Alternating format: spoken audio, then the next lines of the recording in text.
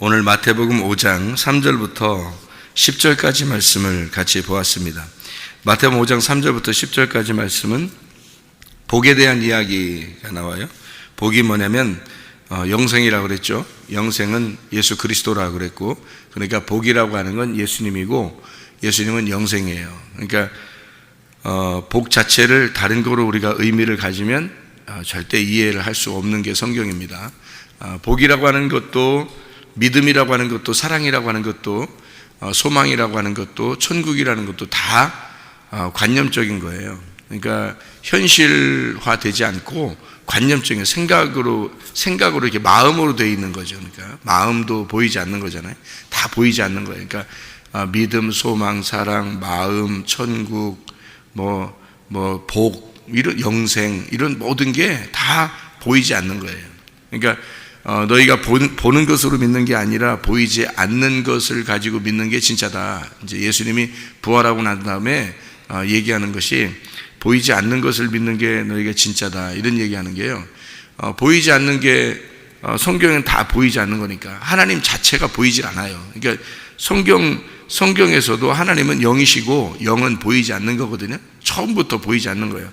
그러니까 안 보이는 것을 믿겠다고 막 온 게, 이제 교회 온 게 그리스도인들이에요. 안 보이는 걸 믿겠다고 막 온 거. 그러니까 참 세상적으로 보면 미련한 사람이죠.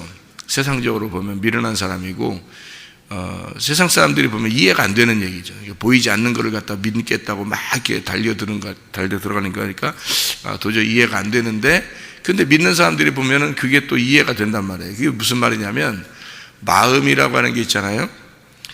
보이지 않는 거잖아요. 근데 느낌이라는 게 있어요. 사람이 사랑을 나누잖아요. 그러면 느낌이라는 게 있어요. 보이는 것으로 그러는 게 아니거든요. 보이는 게 아니라 보이지 않는데 이상하게 마음으로 느껴지는 게 있다고요. 그건 누구만 알 수 있어요? 사랑을 해본 사람만 알 수 있어요. 그러니까 다른 사람은 전혀 모르는 거야. 그러니까 본인이 사랑해보면 그걸 알 수 있어요. 그러니까 그거는 보이는 거예요, 안 보이는 거예요? 안 보이는 거예요. 근데 그거는 마음으로 알 수 있는 거거든요. 근데 아무도 몰라. 자기만 알아요. 그거예요. 성경에서도 우리에게 보이는 것으로 네가 사느냐, 보이지 않는 믿음으로 너희가 사느냐라고 하는 건 본인만 아는 거예요. 다른 사람이 몰라요. 그러니까 경험을 해본 사람들만 아는 거예요. 경험하지 못한 사람들은, 사랑을 나누어 보지 못한 사람은 전혀 모르는 거죠. 예수님을 믿어라, 우리는 예수님 믿는 사람들은 예수님 안 믿는 사람들이 이해가 안 되는 거예요. 왜냐하면 자기는 사랑을 나눠봤으니까, 자기는 믿어봤으니까, 믿었는데 그게 뭔지를 알겠는데, 그런데 이게 말로 설명이 안 돼. 근데 자기는 알겠어. 그런 거예요. 이게 보이지 않는 거라고 하는 건요, 보이는 세계에 사는 사람들에게 설명이 안 되는데 자기는 알겠는 거예요. 그게 마음이라는 거예요. 이제 우리가 예수 믿는다는 게 다 이게 관념적인 건데요. 이런 관념이 현실이 될 때, 관념과 현실이 하나가 될 때 이게 진짜 믿는 거라고 그러는 거예요. 그러니까 우리가 막연히 예수님을 믿는다 이거하고는 다른 거죠. 막연히 예수님 믿는다 이거하고는 왜 다르냐면, 막연히 예수 믿는다 그러면 관념이잖아요. 근데 그게 현실로 나에게 오지 않으면 의미가 없는 거거든요. 그러니까 누구를 내가 사랑하는 것 같아, 누구를 좋아하는 것 같아. 그런데 그게 관념이란 말이에요. 근데 이게 진짜 현실로 내게 다가와서 이런 게 진짜 사랑이구나, 이런 게 진짜 좋아하는 거라는 거였구나, 이게 느낌이 이런 거였구나, 이런 거를 알게 될 때는 본인만 아는 거거든요. 다른 사람들은 잘 모르는 거거든요. 왜 이런 부부간에 사랑하는 것도 똑같아요. 그 느낌이라는 게 그냥 보이는 거, 말하는 거, 이거 가지고는 틀리거든요. 느낌이라는 게 있어요. 말 안 해도 느낌이라는 게 있거든요. 정말 이런 게 좋아하는 건가 보다, 이런 게 진짜 사랑인가 보다, 이런 게 있어요. 그런 건 본인만 알지 다른 사람들은 몰라요. 그러니까 하나님과의 사랑도 절대 다른 사람들과 나눌 수 있는 게 아니에요. 그 본인만 알 수 있는 거. 그걸 본인만 안다는 것을 성경에서는 필레오라 그러는 겁니다. 아가페가 아니고. 아가페는 일방적인 사랑이에요. 한쪽은 몰라요. 모르고 그냥 일방적으로 하나님이 우리 인간을 사랑하기 위해서 오신 거거든요. 로마서 5장 8절의 말씀인데, 우리가 죄인 되었을 때에 하나님이 우리를 사랑하심으로 자기의 아들을 보내셔서 죽게 하셨다. 이게 하나님만 아시는 거지 우리는 모른단 말이에요. 그거를 처음에는 몰랐단 말이에요. 이 세상 사람들도 몰라요. 다 알아야 되잖아요. 근데 모른단 말이에요. 모르는 거, 이거는 일방적인 사랑이에요. 누군가가 이쪽 사람이 전혀 생각하지 않는 거를 이쪽에 혼자만 일방적으로 짝사랑하는 거예요. 그걸 아가페 사랑이라 그러는 거예요. 그러니까 이건 완전한 사랑이 아니죠. 이 아가페 사랑이라는 건 완전한 사랑이 아니에요. 그러니까 누가 보면 신의 사랑이니까, 신의 사랑이 아가페니까 누가 생각하면 아가페 사랑이 더 완전할 거야 라고 생각할 거예요. 아가페 사랑이. 그 완전은 이런 거죠. 죄인이었는데 원수인데 사랑해 주는 거니까 아마 완벽할 거야 라는 그런 생각을 하는 거죠. 그러니까 하나님의 사랑이니까 완전한 거죠. 그러니까 원수를 사랑하는 거죠, 그게. 근데 그거는 제가 볼 때는, 제가 성경을 깨닫기는 반쪽짜리 사랑이라는 거죠, 그게. 왜냐하면 한쪽은 전혀 이해를 못하는데 한쪽에서 무조건 사랑한 거예요. 그게 아가페 사랑이라는 거죠. 하나님의 사랑이라는 게 그런 거예요. 우리는 잘 모르겠는데 하나님이 혼자 좋아가지고 막 이렇게 사랑하는 거예요. 우리는 잘 모르겠는데 하나님이 일방적, 그러니까 그게 이제 아가페 사랑이라는 거죠. 그러니까 이건 반쪽짜리 사랑이지 뭐 완전한 사랑은 아니죠. 완전한 사랑이라는 건, 사랑이라는 건 상대방이 있을 때 사랑하는 거예요. 상대방이 있을 때 사랑이라는 거죠. 혼자 사랑해 그럴 수는 없잖아요. 상대방이 있을 때 사랑하는 거거든요. 근데 그 상대방이 어느 날 자기가 이쪽 사람이 진짜 나를 사랑하는구나 라는 걸 깨닫는 때가 와요. 그게 부부간에도 그렇거든요. 깨닫는 때가 와요. 그러면 그때 막 속에서 짠한 거 있잖아요, 그죠? 아, 진짜 나를 사랑하는구나, 저쪽에서 나를 너무 사랑하는구나 라는 것을 이제 이쪽에서 깨닫는 때가 온단 말이에요. 그러면 그때 이제 일방적인 사랑이 되지 않고 이쪽에서도 정말 사랑하는데 라는 게 이제 속에서, 아, 이게 사랑이구나 라는 걸 깨달을 때가 온단 말이에요.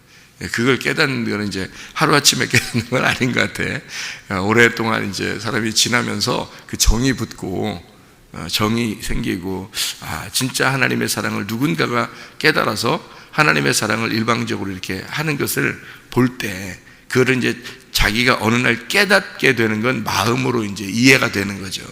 겉으로만 날 사랑한대 이렇게 하는 거하고 마음으로 진짜 속에서 찬해가지고 막 이렇게 깨달아지는 거하고는 틀리거든요. 그런 게 이제 왔다는 거죠, 이 사람에게. 그게 오면은 그때서 이제 어떻게 서로 사랑이 되는 거죠, 이게. 그러니까 일방적인 사랑이 아니라 둘이 같이 사랑하는 거예요. 그러면 요거를 이제 필레오 사랑이라 그럽니다, 성경에서. 그러니까 사람들이 필레오 사랑은 사람들이 할 수 있는 거거든요. 사람들이 할 수 있는 걸 필레오 사랑이라고 그래요. 우정의 사랑, 친구 간의 사랑, 이런 걸 필레오 사랑이라고 그러거든요. 그거를 깨달으려면 아가페 사랑을 받은 자가 돼야 돼요. 아가페 사랑을 받은 자가 일방적으로 사랑하는 것을 알 때, 그때 서로가 그 사실을 깨닫게 되면 필레오 사랑이 오는 거죠. 그러니까 이건 서로의 사랑이니까 요거를 제가 볼 때는 반쪽짜리 사랑이 아니라 하나의 사랑이다, 이렇게 제가 보는 거죠, 성경을 볼 때. 그러니까 어떤 그 사랑이 더 고차원적이냐라고 볼 때는 아가페 사랑이 아니라 필레오 사랑이 더 고차원적이다라고 제가 보는 겁니다. 그래서 베드로가 그렇게 고백한 것을 이것은 예사롭게 고백한 것이 아니다. 필레오 사랑을 예수님한테 나는 필레오 사랑을 알았습니다, 내가 필레오 사랑합니다 라고 고백한 것은 예수님이 너 나 사랑하느냐 하고 두 번씩이나 아가페 사랑을 물어봤어요. 그때 베드로는 두 번씩이나 다 필레오 사랑을 대답했어요. 그 다음에 세 번째 예수님이 그럼 네가 나를 필레오 사랑하느냐 라고 물어봤어요. 그랬더니 베드로가 세 번째 똑같이 근심하면서 말하기를 내가 필레오 사랑합니다 라고 대답을 했습니다. 그 말은 베드로가 뭔가 깨달음이 있었던 거예요. 마음의 깨달음이. 그 닭 울음소리를 통해서 그가 눈물이 난 거예요. 가슴으로 깨달은 거예요. 아, 주님이 나를 일방적으로 그렇게 나를 사랑하셨구나 라는 걸 진짜 그 마음에서 3년 반 동안 따라다닐 때는 몰랐는데, 진짜 베드로가 3번을 부인하고 그리고 닭 울음소리가 났을 때 그가 깨달은 거예요. 그래서 베드로가 예수님한테 필레오 사랑을 고백했다라고 이렇게 믿는 거죠. 옛날에는 제가 성경을 그렇게 보지 않고 어떻게 봤냐면 예수님은 아가페 사랑을 물어봤는데 베드로는 필레오 사랑을 대답했다. 베드로가 사랑을 완전히 몰랐기 때문에 인간의 사랑, 이제 나는 인간의 사랑만 할 수 있습니다라고 그렇게 고백했는가 보다 이렇게 생각을 했어요. 옛날에는. 그런데 그거는 누구나 얘기할 수 있는 얘기죠. 무슨 얘기냐면 예수님을 개인적으로 마음으로 깨닫지 못했을 때도 할 수 있는 얘기란 말이에요. 그렇죠? 필레오 사랑합니다 라고 얘기할 수 있는 인간의 사랑, 친구 간의 사랑, 당신과 나는 친구라 하니까 친구 우정의 사랑으로 내가 사랑합니다 라고 얘기할 수 있는 겁니다 라고 그렇게 그렇게 옛날에는 알았었는데 성경을 이렇게 알고 보니까 이게 베드로가 보통 고백한 것이 아니구나. 이게 그 마음을 알겠으니까 그런 거예요. 그 마음을 알겠으니까 베드로의 그 마음을 알겠고 예수님의 그 마음을 알겠는 거예요. 예수님이 물어보는 그 마음도 베드로의 대답하는 그 마음도 이제 알겠는 거예요. 알게 되니까 이게 이 필레오라는 사랑이 굉장하구나, 이게 보통 사랑이 아니구나 해서 필레오 사랑을 다시 다 찾아본 겁니다. 찾아보니까 이게 그냥 보통 우리들 간에 학교 다닐 때 그냥 친구 사랑해 이런 게 아니었구나, 그런 말이 아니구나. 성경에 이 필레오가 완성된 사랑이었구나. 이것은 서로가 완전히 마음을 서로 깨달았을 때 사랑하는 그 사랑을 필레오라고 하는구나. 이게 친구구나. 친구. 그래서 친구라는 단어가 필레오예요. 친구라는 단어가 와요. 필레오. 필레오 사랑이라는 단어도 사랑이 필레오고요. 친구라는 단어도 필레오예요. 성경의 친구는 굉장히 중요한 단어입니다. 성경의 친구는요, 룻이 보아스에게 친구입니다. 룻이라는 단어가요, 친구라는 단어고, 그래서 친구라는 건 뭘 의미하는 거냐면 둘이 이제 부부가 돼서 비밀이 없어진 거, 이거를 친구라 그래요. 그러니까 둘이 부부가 돼서 부부가 되기 전에는 이렇게 서로 옷을 입고 있잖아요. 그러니까 옷을 입고 있으니까 감춰져 있다고요.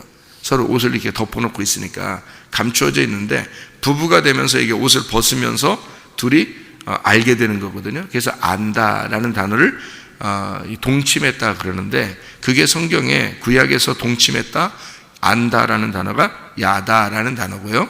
신약에서는 게노스코라는 단어입니다. 이게 안다라는 말인데 그게 알았다라는 게 그냥 단순히 머리로 알았다는 얘기가 아니라 마음으로 알았다라는 뜻이에요. 그게요. 그러니까 몸과 마음으로 알았다. 이것을 야다라고 하고 게노스코라고 얘기합니다. 그것을 성경에서는 이제 동침했다라고 표현하는 겁니다. 그렇게 알면 아기가 나오게 되죠. 그래서 열매가 나온다라는 그런 의미예요. 그게 모두 다 뭐를 의미하는 거냐면 부부관계를 의미하는 거예요. 성경에서는. 그러니까 그렇게 알았다라는 말이 뭐냐면 비밀이 없어졌다는 얘기거든요. 둘이 비밀이 없어졌다. 그러니까 감추어 놓은 것이 없어졌다는 얘기예요. 그러니까 속을 캐내려고 막 하는 게 그런 의미가 아니에요. 성경에 둘이 동침했다는 거니까 둘이 동침하는 순간 이게 비밀이 사라진 거예요. 그러니까 둘이 알몸이 됐잖아요. 그러니까 이게 사라진 거란 말이에요. 비밀이 감추어진 게 없어졌단 말이에요. 그것을 안다라고 성경에 표현하는 건데요, 그게 친구입니다. 그렇게 감추어진 게 없어졌을 때 친구라 그래요, 성경에서. 그러니까 성경의 친구는 그냥 우리들 여기 세상에서의 친구들하고 다르죠. 그 얘기가 다른 겁니다. 물론 이제 그 의미를, 친구라는 의미를 한번 가만히 생각해 보세요. 그러면 여러분 그 부모님한테 얘기 안 하는 것도 친구들한테는 얘기하거든요. 그러니까 친구를 누구 사귀느냐에 따라서 애가 변합니다. 친구가요. 친구를 누구 사귀느냐에 따라서 변하고요. 부모님 말도 안 들어요. 부모님하고도 얘기를 안 하고 어느 날 사춘기가 지나고 나면 비밀스러워지는데, 근데 친구한테는 비밀이 없어요. 친구한테는. 그죠? 친구한테는 막 자기 속에 있는 얘기도 하고 비밀 얘기도 하고 막 이래요. 그래서 부모한테는 얘기 안 해도 친구한테는 얘기하고 이런 게 있어요. 사춘기 지나고 나면. 근데 그걸 이해해야지. 왜냐하면 성경적으로 친구라는 단어가 그런 거니까. 친구라는 단어가 비밀이 없는 거니까. 그러면 우리가 예수님에 대해서 신랑과 신부가 되는데 가장 아름다운 신랑과 신부의 이야기가 뭐냐면 친구예요. 그럼 친구가 됐다는 얘기는 예수님하고 나하고 통해야 된다는 얘기거든. 동침해야 된다. 알아야 된다는 말이에요. 그러니까 이 알아야 된다, 동침한다, 야다, 게노스코, 이걸 다른 말로 말하면 통한다. 통했다. 그러니까 예수님하고 나하고 통했다는 거예요. 뭐가 통한 거예요? 마음이 통한 거예요. 말로 표현하는 게 아니라 마음이 통한 거예요. 그게 필레오예요. 그러니까 베드로가 예수님하고 통한 거예요. 이해가 된 거예요. 베드로가 이제 드디어 이해가 된 거야. 하나님의 사랑이 왜 이 땅에 오셨는지를 이해가 된 거예요. 베드로가 드디어. 그러니까 한마디로 예수님하고 함께 잠을 잤다 이 말이야. 그러니까 예수님하고 이제 알게 됐다. 비밀이 사라졌다. 감추어진 것이 없이 둘이 완전히 벌거숭이가 되었다. 둘이 이제 알게 되었다 이 말이에요. 그래서 필레오라고 얘기한 겁니다. 그러니까 이 필레오는 아가페 사랑보다 훨씬 더 고차원적인 사랑이고 둘이 서로가 알게 된 사랑이란 말이에요. 그렇죠? 그런 사랑을 깨닫게 되었다, 알게 되었다, 이런 필레오 사랑인데, 아가페 사랑이 없이 필레오 사랑이 있기가 어렵죠. 누군가가 아가페 사랑을 받아야 돼요. 그러니까 아가페 사랑이라는 걸 철저하게 누군가가 깨달았을 때, 진짜 하나님의 사랑을 정말로 깨닫기 전에는 이게 필레오 사랑이 나오기 어렵죠. 이게. 그러니까 일방적인 누군가의 사랑이죠. 제가 우리 집에서 사랑을 참 많이 받고 있습니다. 물론 제가 많이 사랑해 주고요. 근데 제가 은혜를 받았다고 하니까 우리 집사람이 은혜를 받은 거에 대해서 처음에는 의문을 가졌어요. 이게 은혜를 받은 게 맞는가 뭔가 모르니까. 근데 그걸 5년 동안 지켜보고 난 다음에 진짜 은혜 받았구나 라는 걸 알게 됐다고 그래요, 우리 집사람이. 그러니까 5년 동안 지나고 나니까 목사님이 왜 이렇게 사는지를 이해가 된다는 거예요. 그러면서 그런 게 예수님의 사랑인가 라고 얘기를 하더라고요. 이런 걸 예수님의 사랑이라고 그러나 이러더라고요. 그래서 왜냐하면 제가 은혜를 받고 나니까 우리 집사람한테 사랑을 요구하지 않아요. 제가. 그러니까 우리 집사람이 나한테 옛날에는 뭘 해줘 나한테 왜 이렇게 좀 더 해줘야 되는데 받고 싶은 그런 게 있을 거 아니에요, 사람이라는 건. 근데 은혜를 받고 나니까 하나님의 사랑을 깨닫고 나니까 뭐가 되냐면 내가 받고 싶은 게 없는 거예요. 다 주고 싶은 거예요. 그냥 주고 또 주고 싶은 거예요. 전혀 받고 싶은 게 없는 거야. 그러니까 계속 주는 거예요. 그러니까 받는 사람 입장에서는 사랑은 진짜 사랑이 저런 건가 보다 이제 깨닫게 됐는가 봐요. 한 5년 지나니까 깨닫는다고 얘기했어요, 저한테. 그러는 다음에 요즘에 이제 하는 말이 그래요. 목사님, 내가 사랑이 뭔지를 알았어요. 목사님을 통해서 사랑이 뭔지를 알았어요. 근데 목사님하고 계속 같이 이렇게 사는 것이 너무 행복해요. 그래, 저한테. 그러면서 하는 말이, 내가 왜 천국에 가고 싶은지 알아요? 그래. 그래서 천국 당연히 다 가고 싶어 하지, 사람들은. 근데 왜 천국 가고 싶은지 알아요? 그래. 왜냐면 목사님하고 같이 살고 싶어서 그래요. 그래요. 이런 얘기 들어봐야지, 여러분도. 이런 얘기 들으셔야 진짜 인생 성공한 거예요. 그런 얘기 들어야. 저를 얘기하려고 하는 게 아니라 진짜 사람은 그런 얘기를 들어봐야 돼. 그러니까 어떤 사람이 뭐라는 줄 알아요? 옛날에 어떤 사람 얘기 들어보니까 어떤 남자가 그래, 저한테. 목사님, 저는요, 지옥 가고 싶어요. 그래서 아니, 왜 지옥 가고 싶어요? 그러니까, 우리 부인이 천국 간대요. 교회 다니는데, 우리 부인이 천국 간대, 자기는. 그러니까, 목사님, 저는 지옥 가고 싶어요. 그러더라고요. 왜 그러냐니까, 우리 부인하고 같이 영원히 있는 건 끔찍스럽다는 거예요. 그래가지고, 자기는 지옥 간대. 그러더라고요. 이거요, 그 부인 잘못 산 겁니다. 그 부인 천국 못 가요. 내가 볼 때는 그 부인 천국 갈 사람 아니야, 내가 보면. 그러니까 그렇게 비춰줬다면 그건 천국 갈 사람이 아니에요. 가장 잘 아는 게 남편과 아내인데요. 가장 잘 아는 게, 그죠? 비밀이 없어지니까, 감춰진 게 없어진 친구니까 가장 잘 아는 게 부부인데, 그가 저 사람은 정말 천국 갈 것 같다. 근데 내가 나의 행복을 위해서는 저 사람과 함께 천국 가고 싶다. 이게 진짜 잘 사는 거죠. 그게 성공이에요. 다른 게 성공이 아니라. 그러니까 이런 걸 필레오 사랑이라고 그런 거예요. 드디어 필레오 사랑을 깨닫게 되었구나. 이렇게. 그래서 그런 사랑을 받고 그런 사랑을 할 수 있는 걸 필레오 사랑이라 그래요. 그러니까 아가페 사랑은 한쪽에서 사랑하는 거예요. 근데 아가페 사랑을 누군가가 깨달아야 돼요. 그래야 필레오 사랑이 오는 거예요. 아가페 사랑을 예수님하고 베드로하고 둘이 한다면 예수님이 일방적으로 하는 거죠. 아가페 사랑은. 근데 베드로가 이제 깨닫게 되잖아요. 그러니까 그다음부터 이제 필레오 사랑이 되죠, 서로가. 그죠? 서로 사랑이라 그러는 건데, 베드로가 이제 깨닫게 된 것은 어떤 식으로 깨달았어요? 자기의 죽음을 통해서 깨달았어요. 자기의 그 3번을 부인하고 그리고 죽음을 통해서 깨달았어요.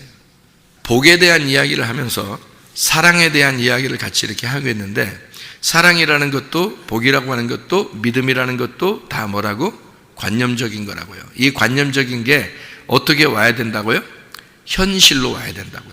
그래서 관념이 관념으로 끝나면 가짜 믿음이에요. 여러분, 관념이 내가 하나님 믿습니다 하는데 믿습니다 이거로 끝나면 잘 믿는 것 같은데 사람들하고 생활하는 게 전혀 믿는 것 같지가 않아요. 그러면 그 사람은 관념으로 끝난 거예요. 현실이 안 온 거잖아요. 그러니까 현실로 남편이 아내가 볼 때, 자녀가 볼 때, 부모가 볼 때, 다른 사람이 볼 때 이게 현실하고 똑같아야 되거든요. 내가 믿는 그 믿음이, 그 사랑이, 그게 관념적인 것이 이게 현실하고 똑같아야 된단 말이에요. 그러면 관념과 현실이 하나가 됐을 때 이걸 진짜라고 그렇게 말하는 거예요. 그죠? 하나님이 우리를 사랑하신다라는 걸 우리가 어떻게 알았어요? 하나님이 우리를 사랑하신다는 건 관념이죠. 그 하나님의 사랑이 보이지 않잖아요. 관념이잖아요. 그 사랑을 어떻게 알았어요? 로마서 5장 8절을 통해서 아는 거죠. 다시 말하면 하나님이 자기 아들을 보내심으로 우리를 위해서 전혀 일방적으로 죽으셔서 원수된 나를, 죄인된 나를 위해서 죽으심으로 그것이, 그 사랑이 확증된 겁니다. 그러니까 그 현실로 돌아와서 진짜 예수가 이 땅에 오셨었거든요. 이 땅에 예수가 진짜 와서 자기가 진짜 죽은 거예요. 그래서 사랑이 관념이 아니라 현실이 되어버린 거예요. 그러니까 관념과 현실이 하나가 됐을 때 이걸 진짜 사랑이라 그러는 거잖아요. 믿음도 너희가 믿는다 하는데 행실이 나타나지 않으면 그 믿음은 가짜다는 거죠. 영혼이 없는 몸이 죽은 것처럼 영혼이 있는 몸이 진짜 살아있는 거 아니냐? 그러면 겉으로 네가 믿는다고 하는 건 몸이고 진짜 행실이 나타나는 게 영혼이란 말이에요. 그러니 진짜 행실, 현실로 나타나는 게 그게 진짜라는 거죠. 그러니까 믿음이라는 걸 관념으로 가질 것이냐, 현실로 가질 것이냐.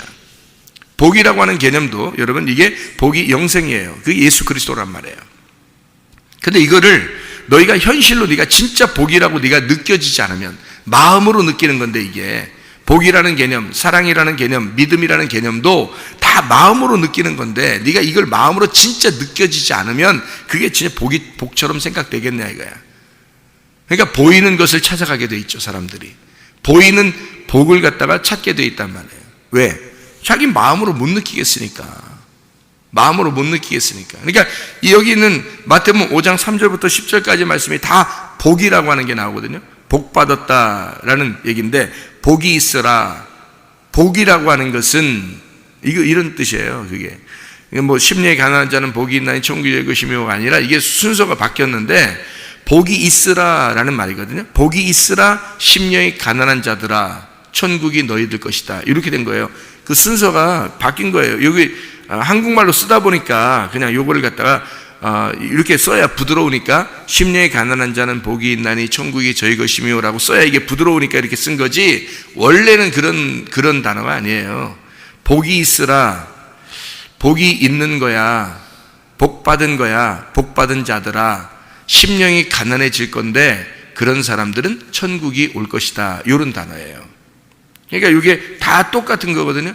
복이 있으라, 복받은 자들아, 복받은 자들은 애통할 것인데 애통이 위로가 될 거야 라는 말이에요. 그러니까 이게 다 같은 단어를 이렇게 배열을 잘못한 건데 배열을 이렇게 잘하면 다시 이게 의미가 되는 거거든요. 그러니까 복이라고 하는 개념을 여러분 생각할 때는 진짜 무슨 어떤 물질적인 복, 잘 되는 복, 나 잘 되는 거 이런 걸 복이라고 생각하는 건 정말 착각입니다. 성경에서 말하는 복이라고 하는 건 다른 거예요. 심령이 가난한 게 복이고요, 애통하는 게 복입니다. 온유한 게 복이고요, 그리고 의에 줄이고 목마른 게 복입니다. 그리고 긍휼히 여기는 게 복이고요, 마음이 청결해진 것이 복이고요, 화평하게 되는 게 복이고요, 그리고 의를 위해 핍박받는 게 복입니다. 이렇게 된 거예요. 그게 천국이라는 거예요. 그러니까 이게 다 천국이에요. 어떤 의미냐면 보세요. 심령이 가난했다, 그게 천국이에요. 심령이 가난하다. 심령이 가난하다, 영이 가난하단 말인데 영을 구한다는 거죠. 마음으로 영을 구하는 겁니다. 말씀을 구하는 거예요. 하나님을 구하는 거예요. 그게 복이래, 제 천국이래요. 그게 복받은 사람은 그렇게 된대요. 복받은 사람은 그렇게 된대요. 그러니까 복받은 사람은 그렇게 되나니 그게 천국이다, 이렇게 얘기하는 거거든요. 복받은 사람은 그렇게 된다는 게, 그러니까 아니 복받지 않은 사람이 막 하나님 막 그래요? 아니잖아요. 복받지 않은 사람은 그렇게 못하게 되어 있는 거예요. 영생이 있는 사람, 복이 있는 사람, 예수 그리스도가 속에 있는 사람은 정말 하나님을 구하게 돼 있고요, 말씀을 구하게 돼 있는 거예요. 그게 심령이 가난한 거란 말이에요. 그러니까 그 사람이 천국이 임하는 거지. 그 사람 생활이 천국 되는 거예요. 자기가 왜 사랑을 자꾸 해주고 아가페 사랑을 하려고 그러고 그렇게 아가페 사랑이 되는데 그게 왜 자기한테는 다 나가는 건데, 자기한테는 들어오는 게 아니라 다 나가는 건데 그게 왜 행복이고 그게 왜 천국이 되겠냐고. 그게 천국이라니까. 그게 심령이 가난해지는데 자꾸 영을 구하는데 근데 그게 천국이라는 거지. 그거는 복받은 사람이 가능한 거예요. 애통하는데 그 애통이라는 거, 이 애통이라는 건요, 유월절 애통입니다. 유월절 애통이라는 게 뭐냐면요, 유월절 애통이 장자가 죽은 게 애통이에요. 유월절 날 장자가 죽었잖아요. 그게 애통이라고요. 장자가 죽은 그 애통이 왜 천국이냐고요. 그게 왜 복이냐고. 복이라고 하는 건 유월절 애통이 있는 자다라는 얘기고요, 장자가 죽은 거다라는 게 그게 복이라는 거예요. 그런 사람은 위로를 받는다는 겁니다. 그런데 그게 우리가 복이라고 느껴지겠냐고요. 느껴지지 않죠. 그 장자가 죽었다는 게 어떤 의미겠어요? 장자 죽었다는 게, 여러분 장자 죽은 게 아이고 우리 첫 아들, 우리 아들이 하나인데 장자 이거 죽은 이거 어떡하지? 이런 아니 성경을 어떻게 자기 얘기만 해요? 어떻게 해? 성경을 자기 얘기만, 아니 성경이 자기 얘기, 그래 네 얘기 쓴 거지 뭐. 맞긴 맞는데 근데 이게 성경이 뭐냐면 어떤 자기냐면 첫 아담을 말하는 거예요. 장자, 첫 아담. 첫 아담이 어떻게 했어요? 선악과 때문에 죄를 지었잖아요. 그죠? 그러면 그 첫 아담이 죽게 된 것, 이것을 유월절 애통이라 그러는 거예요. 그것 때문에 첫 아들이 죽은 거잖아. 그러면 그 첫 아들, 첫 장자가 누구예요? 나란 말이에요. 나. 두 번째 아들은요, 예수님이지. 그러니까 첫 아들은 나고 두 번째 아들은 예수님이야. 그러니까 첫 아담이 나란 말이에요. 첫 아담. 그게 예수님으로 오셔서 첫 아담은 죽는 거예요. 그게 내가 죽는 거란 말이에요. 두 번째 아담은 부활하는 거고. 그래서 영원한 아담이 돼서 그게 영원한 산자, 마지막 아담이 되는 거예요. 그러니까 그걸 애통이라 그러는 거라고. 다시 말하면 나의 죽음을 애통이라 그러는 거란 말이에요. 그러니까 내가 죽을 때, 다시 말하면 말씀을 듣는데 저건 꼭 내게 말씀하는 것 같아요. 막 슬퍼. 내가 왜 이렇게 살았나, 인생을. 내가 왜 이렇게 진짜를 모르고 살았나. 이런 애통이 왔어. 그러면 그 사람에게는 위로가 올 것이라는 거예요. 이 말이. 그 사람에게는 진정한 위로가 올 것이다. 하나님이 그 사람의 가슴을 내려줄 거다. 그 사람을 위로해 줄 거다. 그 사람이 어떤 사람이니까? 복받은 사람이니까. 복받은 사람이니까 그런 애통이 올 거야. 복 안 받은 사람이 자기가 그런 애통이 오겠어요? 복 안 받은 사람이, 이 세상 사람들이 난 정말 죄인이야 이런 게 오겠어요? 이 세상 사람들이? 그게 안 온다고요. 교회에 있는 사람들이 오는 거예요. 그러니까 여기에 말하는 것은 다 교회 안에 있는 사람들에게 얘기하는 거예요. 교회 안에 있는 사람들에게 하나님의 말씀으로 그걸 깨닫게 돼. 애통하는 자, 그 사람은 하나님이 그 사람에게 위로를 줄 것이다. 그 위로를 주니까 이 사람이 애통하니까, 장자가 죽으니까 무슨 약속을 받아요? 6월절 어린 양의 피로 장자가 죽으니까 홍해 바다를 건너서 광야 땅을 나오게 되잖아요, 이스라엘 백성들이. 그 다음에 광야 땅을 나온 이유가 뭐예요? 가나안 땅 주려고 그런 거거든요. 애통하는 6월절 어린 양의 피로 시작된 이스라엘 백성들에게 가나안 땅을 주려고 나오라고 한 거예요. 근데 나오라고 하는데 여기서 하나님이 능력이 굉장히 많잖아요. 그러면 구름 기둥하고 불 기둥도 막 나타나잖아, 그죠? 광야에서.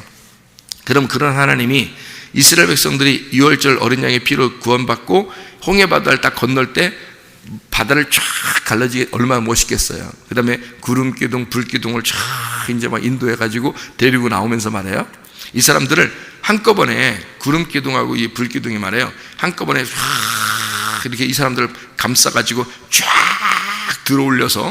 이제 멋있게 싹 들어올려가지고요, 공중에 싹 들어올려서 붕 날려가지고요, 그 다음에 가나안 땅에 다 구름과 함께 막 쫙 내린다고 생각해 보세요. 가나안 땅 백성들이 막 기겁하면서 혼비백산해가지고 다 도망갈 거예요, 그죠? 그렇게 이스라엘 백성들이 다 가나안 땅 내려가지고 그냥 주인이 되어버리는 거예요. 가나안 땅 주인이. 그렇게 했어요, 안 했어요? 안 하는 거예요. 그렇게 하는 게 아니에요.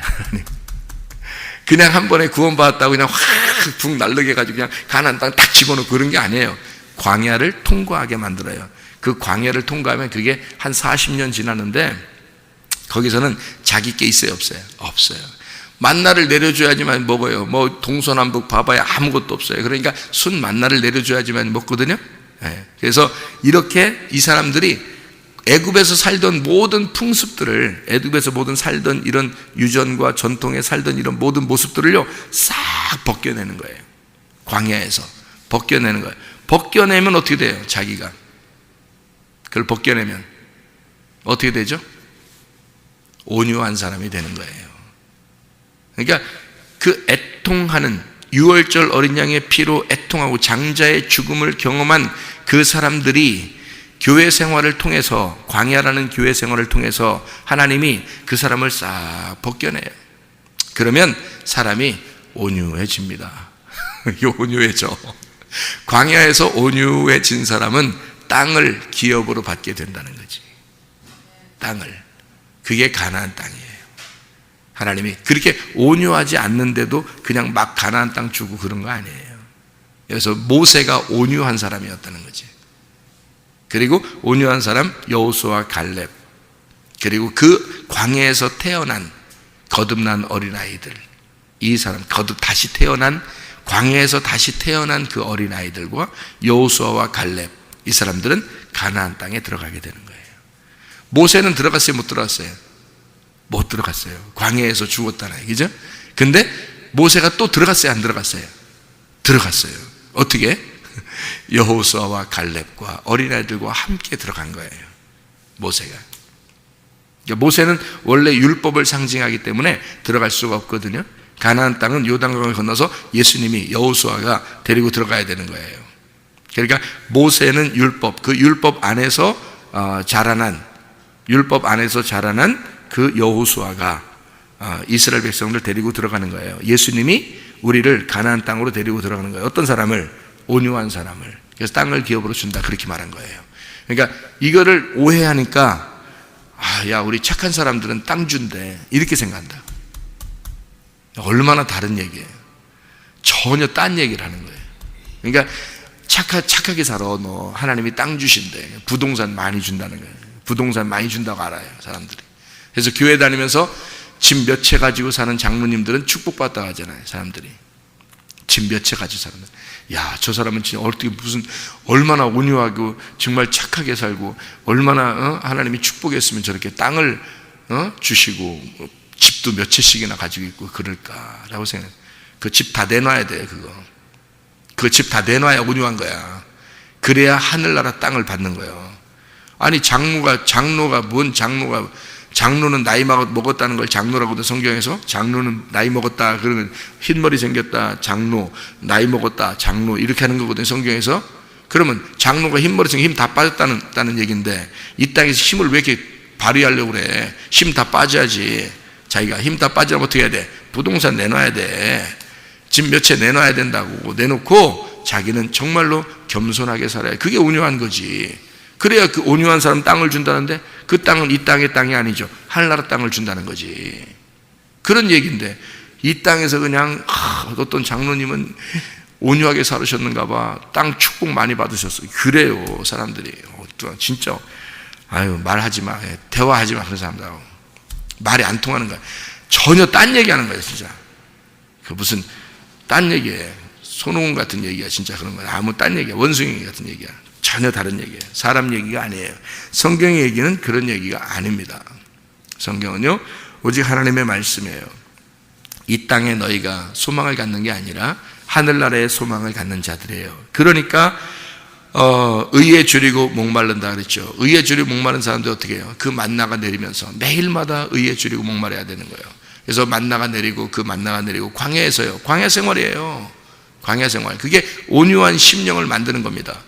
아무것도 다른 거 필요 없고 하나님의 말씀만 계속 날마다 떨어지기를, 새벽마다 하나님의 말씀이 떨어지기를 소원하는 사람들, 하나님의 말씀이 떨어져 그 말씀 안에 살려고 하는 사람들 있잖아요.